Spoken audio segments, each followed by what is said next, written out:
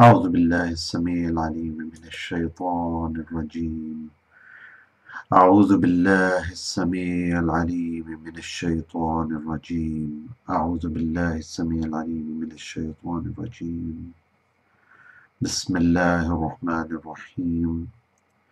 We are discussing today about the way of changing the names of sciences from Ihya Ulumuddin by Imam Ghazali rahimahullah, and by this he means that there are some hidden meanings of certain things in Islam, and those hidden meanings need to be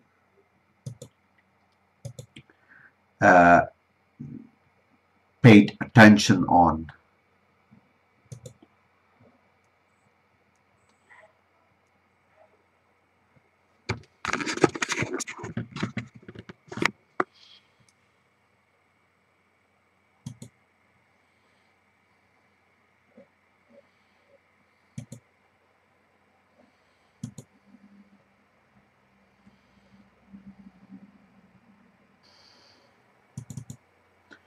نحمده ونصلي على رسولك الكريم. نحمده ونصلي على رسولك الكريم.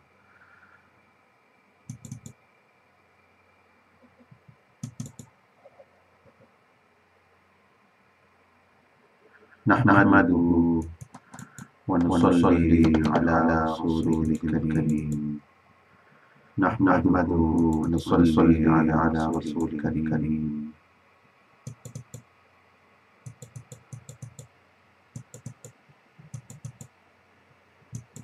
نحمده ونصلي على رسولك الكريم. نحمده ونصلي على رسولك الكريم. نحمده ونصلي على رسولك الكريم. أما بعد، أعوذ بالله السميع العليم من الشيطان الرجيم. بسم الله الرحمن الرحيم. Today's topic is about when Imam Ghazali talks about the ways of changing the names of sciences. Means that he tries to find out the hidden meanings in certain things, and those certain things are like there are different terms in ihsan, tazkiyah, and in sharia and deen, which people only take superficial meanings, and they don't take the deep meanings, or they don't take the hidden meanings. So the conspicuous meanings are taken, which are correct, but there are some hidden meanings as well. And Imam Ghazali says that those hidden meanings should also be paid attention to. One of these terms is fiqh. The second term is ilm. The third term is tawheed. The fourth term is dhikr. And the fifth term is hikmah. So five terms Imam Ghazali is describing that there should be attention paid to the hidden meanings of these terms. The first term is fiqh. What we understand from fiqh is understanding of Quran and Hadith, and understanding of Masail, the masalas, the problems, the issues of day-to-day living, and how Islam deals with those issues, the issues related to fatwa, that whether something is halal or haram, or how the money will be distributed, and can the new things be acquired, and how to acquire the new things, etc., etc. So every day there are different things, like related to salat, related to nikah, talaq, and siyam. So what time the prayer, when is the prayer time entering, etc. So the Sharia tells, and we understand from Quran and Hadith, and that is called fiqh. But Imam Ghazali rahimahullah says, which we have described in previous rules as well, that the fiqh is not restricted to that.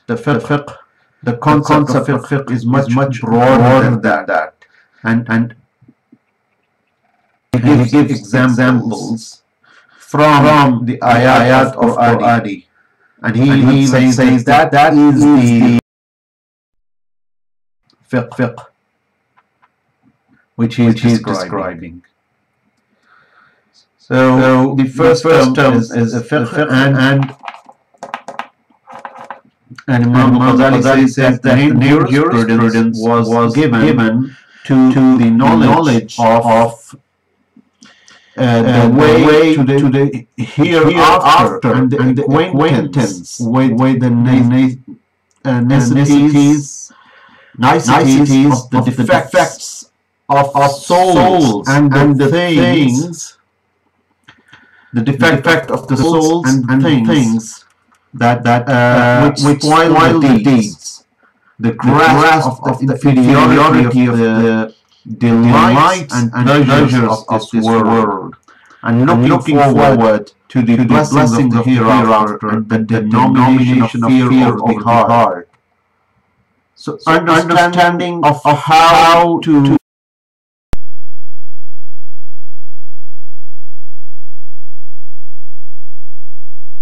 fiqh, that understanding of this concept, that how to get closer to Allah, and that understanding is the real fiqh.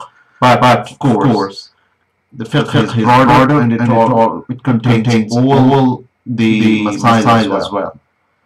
And now Imam Ghazali rahimahullah gives examples that kulli فرقة منهم طائفة ليتفقهوا في الدين ولينذروا قومهم إذا رجعوا إليهم. So Imam says that in the Quran, in Surah Al-Tawbah, verse number 122, it comes that if a contingent from every expedition remain behind,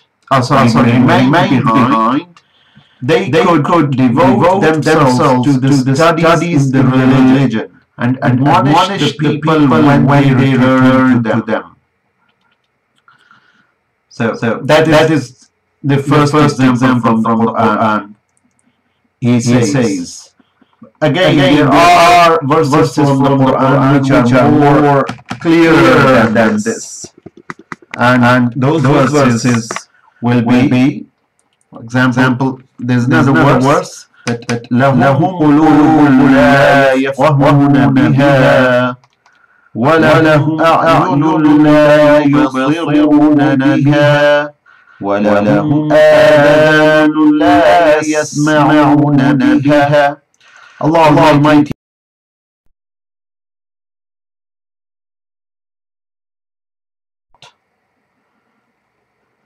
and eyes wherewith they don't see, and ears wherewith they don't hear.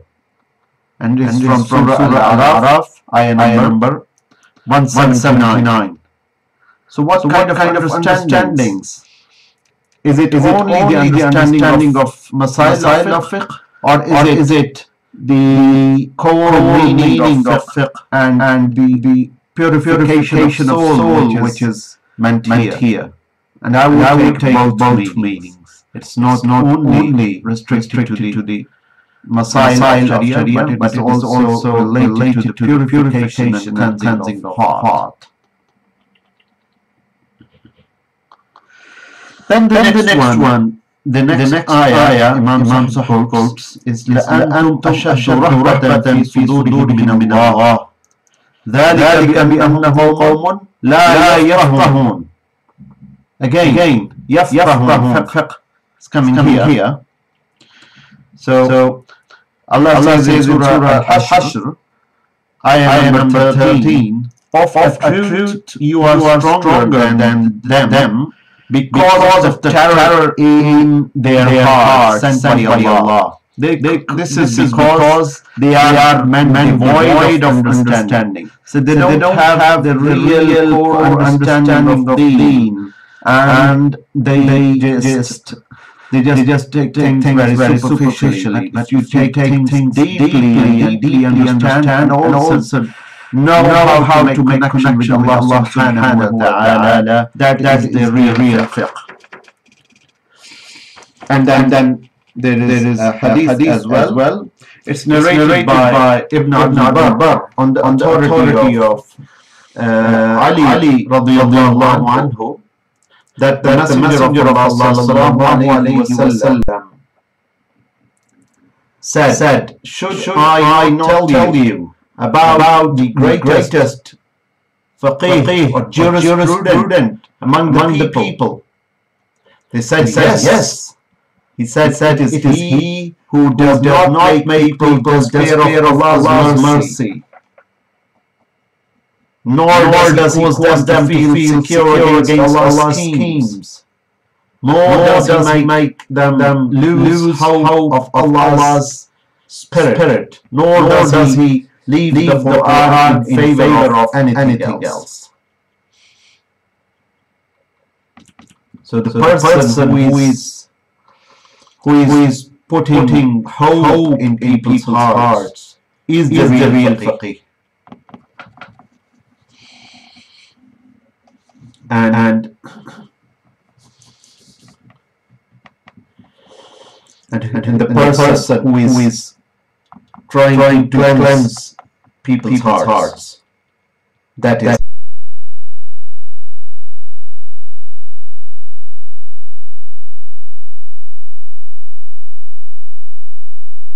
hidden meanings, which are also true. And what sometimes people do is that they take superficial meanings and they disregard the hidden meanings, and vice versa. Some people say that the hidden meanings are the only meanings, and the superficial meanings are nowhere. It's not true. I think we have to take both meanings. So ilm means Quran and Sunnah. Ilm means purification of heart, the science of purification of heart, and ilm also means the everyday science to benefit mankind. For example, medicine, surgery, engineering, art and crafts, and so on. And Imam Ghazali already has said that the ilm is fard kifaya, and in this he definitely includes the ilm of astronomy and the ilm of different sciences, physics, chemistry, etc. So ilm is not restricted to deen, and it is not restricted to dunya. We can't say that this is the real ilm and that's not the. But let's come to the hidden meanings of ilm, core meaning of ilm. and which ilm is superior to the other one. So when we come to the superiority of the ilm which is cleansing the heart is going to benefit you in the akhirah. And when it is going to benefit you in the akhirah, it will be much superior because it will be dealing with the life which will prevail ever, and never ending life, and it will benefit you. So of course the ilm which benefits you in the everlasting life will be superior to the ilm only benefiting you in the life of this dunya only. and then he tells that Umar ibn Khattab radiyallahu anhu, so when he died, Ibn Mas'ud radiyallahu anhu said about Umar ibn Khattab radiyallahu anhu that no doubt 9/10 the science of religion has died. Now you see, was Umar radiyallahu anhu only faqih, or did he have something special? If you see 9/10, what was that 9/10? That was his taqwa. That was his recognition of Allah subhanahu wa ta'ala and his closeness to the Prophet sallallahu alayhi wa sallam, and his obedience to the Prophet sallallahu alayhi wa sallam. And that is why he had 9/10 of the knowledge of religion. He designated Abdullah ibn Mas'ud designated the knowledge of the science definite article and explained as the knowledge of Allah Almighty. Of course, it's the knowledge of Allah. Allah is unlimited. Allah is the greatest. Allah Akbar. So the knowledge of Akbar will also be best knowledge, and we will not disregard any other knowledges.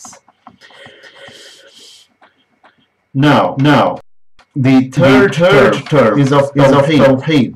Of course, Tawheed means that La ilaha illallah Muhammadur Rasulullah sallallahu alayhi wa sallam. That there is no deity, no one worship except Allah subhanahu wa ta'ala, and Muhammad Rasulullah sallallahu alayhi wa sallam is his Rasul, his messenger. Now that is the superficial or the conspicuous meaning of Tawheed, and that is the base of our deen. And unless say that superficial meaning, we cannot be Muslims, because it is superficial and the deep at the same time. But there is other hidden meaning which Imam Ghazali wants to say that sometimes we start unknowingly we start worshipping shaitan, or we start worshipping our own desires. We are still Muslims. We don't get out of circle of Islam by doing that. But when we are doing that, we are performing a kind of shirkiyah deed, which we should not do, and including myself. Everyone does that because we are human beings. But what Imam Ghazali rahimahullah says and emphasizes that we should try not to practice that kind of shirk type of that kind of shirk, which is following desires. And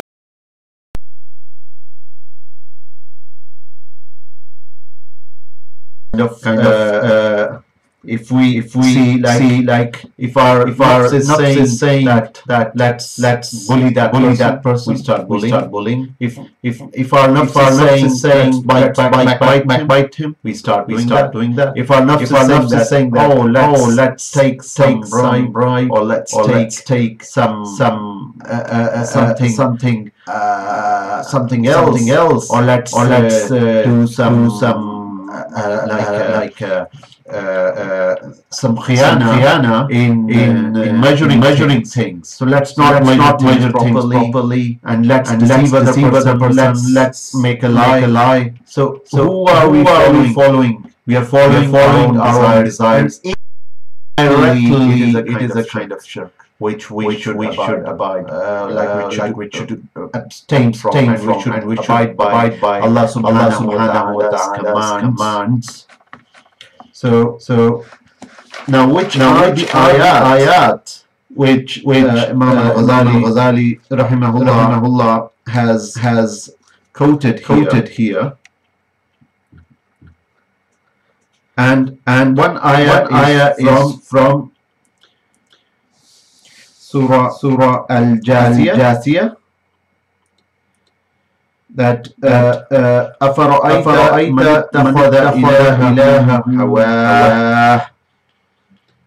Do you see such a one as takes as his ilah, his own vain desire?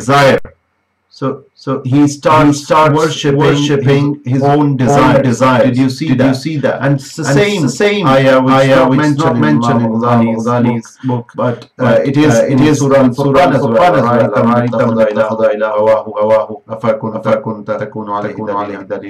or whatever the way ayah is. Have you seen somebody that who follows his own desires? So this kind of we should be away from. Like another thing is ghurur, takabbur, or mughalata. That ghurur,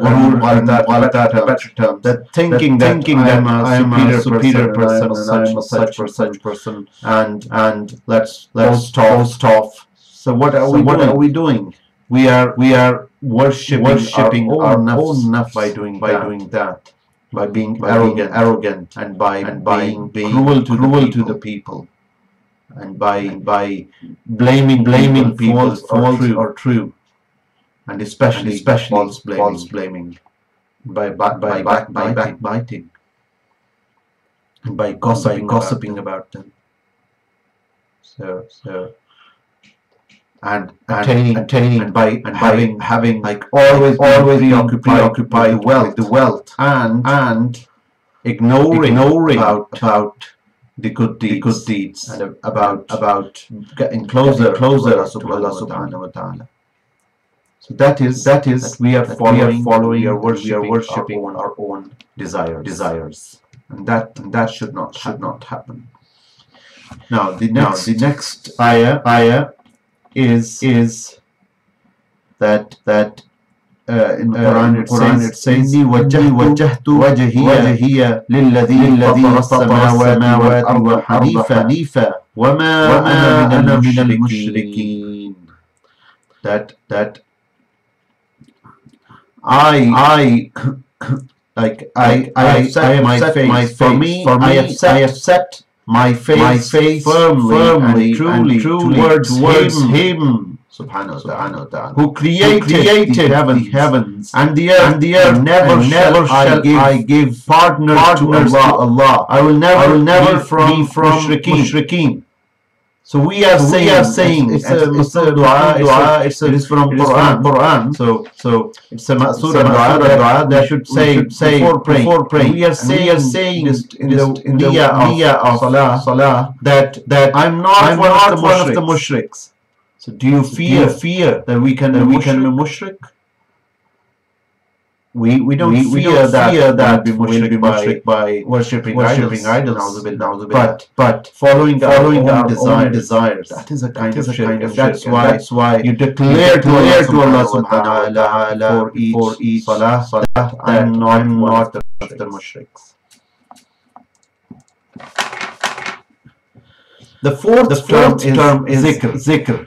And the zikr we see is zakir. For example, zakir is the person who tells people something about the Quran and the Sunnah.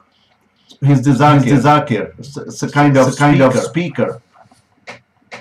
And what I'm trying to do is also zikr. That I'm trying to convey the message of Quran and Sunnah to you. But the hidden meaning of dhikr is which we also take. It's not that hidden now. That remembering Allah subhanahu wa ta'ala and closer to Allah subhanahu wa ta'ala through the dhikr, through remembrance and through salah. Aqim as-salata li dhikri. That make the salah for my remembrance.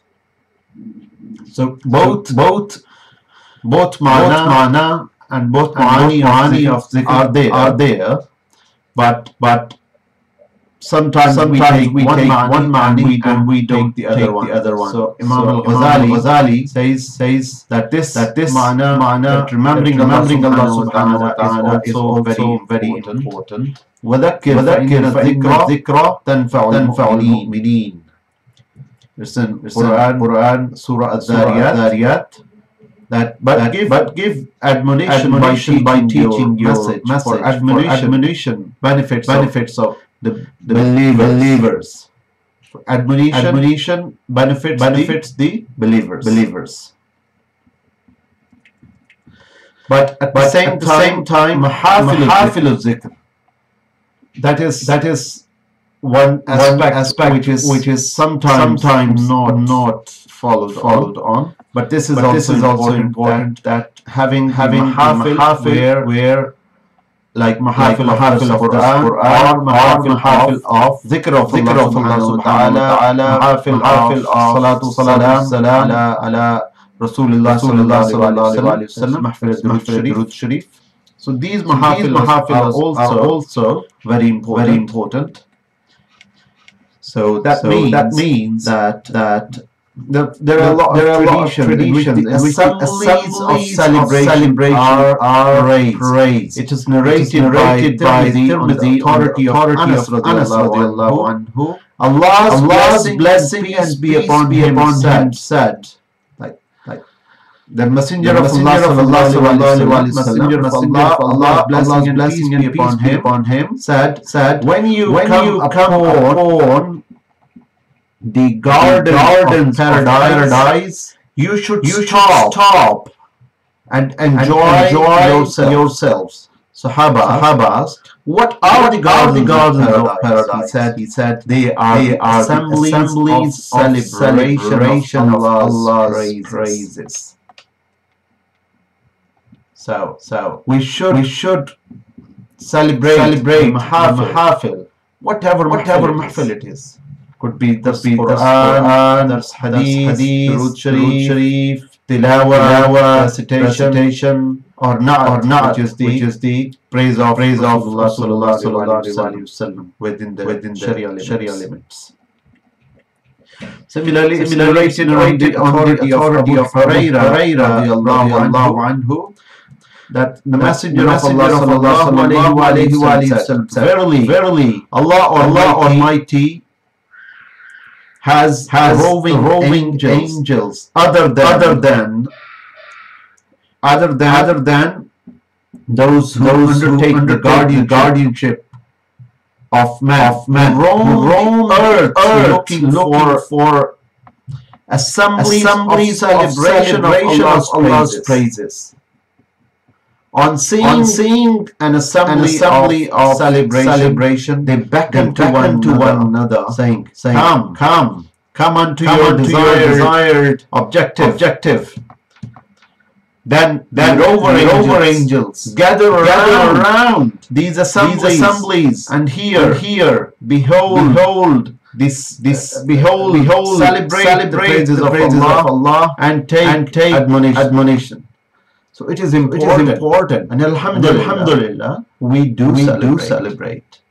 We go to any maktab, some are celebrating Quran, some are celebrating hadith, some are having Dawra Quran or Dawra hadith, or some are having Mahfil whatever mahfil it is from the hadith that you should have some sort of celebration of Allah's praise. Could be even conference. Sahaba conference, Sirat conference, Milad conference, whatever it is. But these conferences should be there. And the final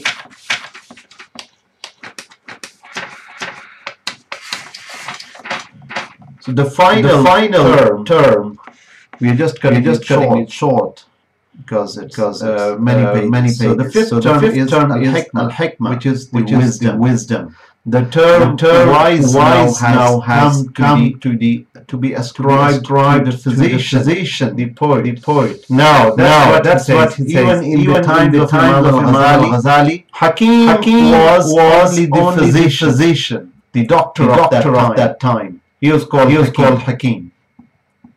Like we say the hukama is of our era and previous eras. Hakim Muhammad Ajmal Khan, Hakim Muhammad Saeed Shahid, then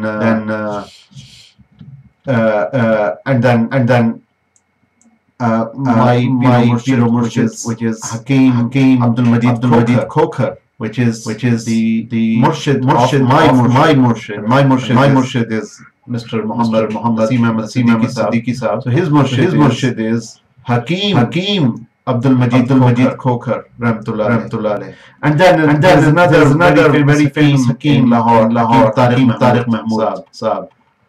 So there are so many hukama, but the real Hakim is who gets the hikmah of how to convey the message of Allah to others, especially to the people who are still not Muslims, and to the Muslims as well. And the best hikmah, the best wisdom. He's the real Hakim. And if we see that our Murshid Hakim Abdul Majid Rahmatullah, he was Hakim, he was two in one Hakim, because he was a physician of the traditional medicine, the traditional Greek medicine, and at the same time he was a Hakim because he knew the hikmah of the things and how to get closer to Allah subhanahu wa ta'ala, and he was one of the most wise people of Pakistan of his era, which was the 20th century, and he passed away in around 2009. So in the first decade of 21st century he died. So he had that wisdom, and that helped him in treating his patients as well. So and in the Quran, Allah subhanahu wa ta'ala says, يُؤْتِ الْحِكْمَةَ مَنْ يَشَاءُ وَمَنْ يُؤْتَ الْحِكْمَةَ فَقَدْ أُوتِيَ خَيْرًا كَثِيرًا وَمَا يَذَّكَّرُ إِلَّا أُولُو الْأَلْبَابِ.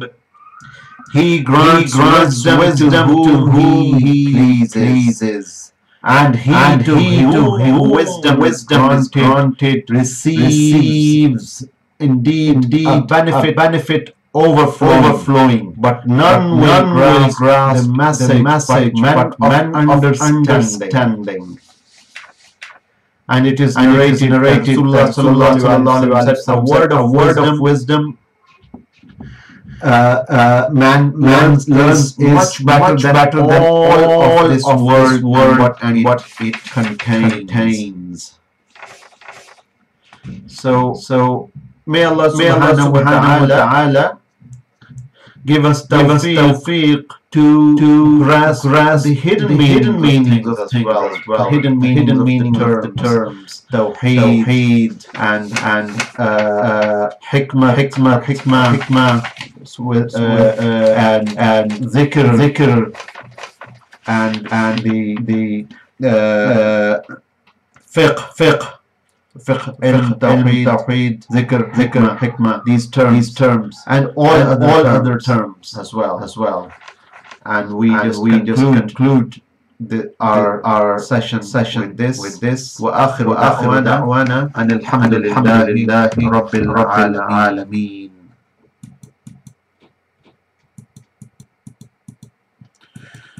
مولاي صل وسلم دائما على حبيبك خير الخلق كلهم.